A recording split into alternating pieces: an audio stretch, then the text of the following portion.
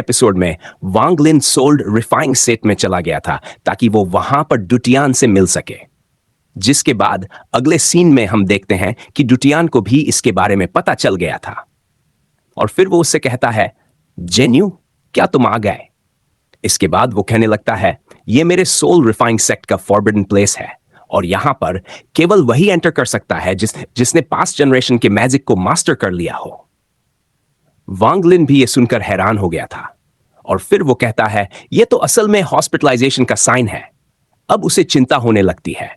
तभी डुटियान कहता है, मुझे तो यकीन नहीं होता था कि मेरे पास अभी भी जीने के लिए कुछ साल है और मैं इतनी जल्दी मरने वाला नहीं हूं।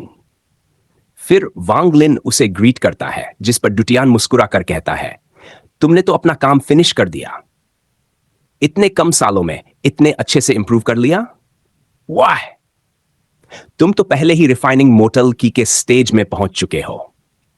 अगर तुम ब्रेक थ्रू करना चाहते हो तो मैं इसमें तुम्हारी हेल्प करने के लिए पूरी तरह से रेडी हूं। इसके बाद डुटियान एक गेट ओपन कर देता है जिसके अंदर एक रहस्यमयी टावर होता है।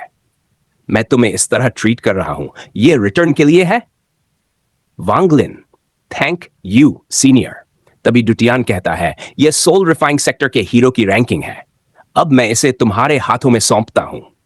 तुम्हें 1 बिलियन सोल फ्लैग को प्रोटेक्ट करना होगा और मैं चाहता हूं कि मेरा सोल रिफाइंग सेक्ट सबसे पॉपुलर हो ताकि यह छोटा सा सुजाकू स्टार तुम्हारे कदमों को रोक ना पाए।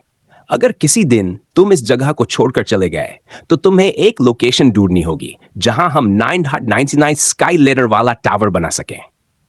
डुटियान पूछता है, क्या तुम इसे लेवल 6 कल्टीवेशन कंट्री बना पाओगे? वांगलिन गंभीर होकर कहता है, हां, मैं रेडी हूं। इसके बाद डुटियान अगरबत्ती जलाता है। मैंने सब कुछ आपके डिवाइन कैलकुलेशन पर छोड़ दिया है। उम्मीद करता हूं हमें कुछ भी ना खोना पड़े। तुम्हें जितना इमोर्टल जेड चाहिए, सेक्ट में उसका सिर्फ फनफिरर है, इसलिए मैं खुद तुम्हारे साथ चलूंगा। फेरीलैंड में हेल्प करने वाले कई लोग हैं। फिर हम देखते हैं वो किसी जगह पर पहुंचते हैं। ग्रैंड पाली यहां आ चुके हैं, सामने आओ अभी। 2 लोग सामने आ जाते हैं, लेकिन वो आदमी गुस्से में कहता है, हमारे पास कोई क्रेडिबिलिटी नहीं है। तो क्या, अगर इमोर्टल जेड दिया तो ठीक, वरना अंजाम बुरा होगा। तभी एक लेडी वांगलिन की ओर इशारा करती है, अगर तुमने एक्शन लिया तो यह भी मारा जाएगा। आदमी हमला करता है, लेकिन वांगलिन इमोट शॉट का यूज करके उसे रोक देता है। क्या सच में आज तुम मरना चाहते हो? वह अटैक करता है और दुश्मन कुछ भी नहीं कर पाता। आखिरकार तुम कौन हो? मैं जंग हूं।